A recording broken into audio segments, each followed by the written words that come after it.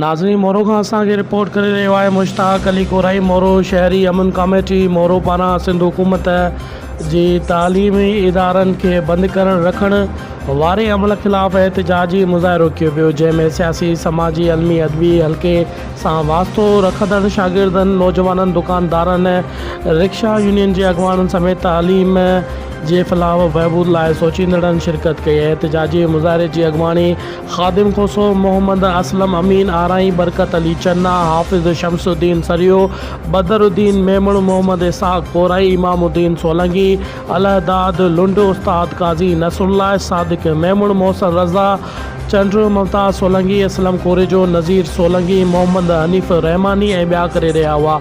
जिते उन्हनि मुतालबो कयो त सिंध तालीमी इदारनि खे बिनादिर खोले सिंध जे मुस्तक़बिल जे मेमारनि खे तालीम ॾिनी वञे। उन्हनि चयो त सिंध में तालीमी इदारनि खे कोरोना वबा जो जवाज़ ॾियणु आहे बंदि त कयो वियो आहे, पर सिंध में मंशियात उरूज ते हली रही आहे, जंहिं करे नौजवान नस्ल तबाही तरफ़ वञी रहियो आहिनि।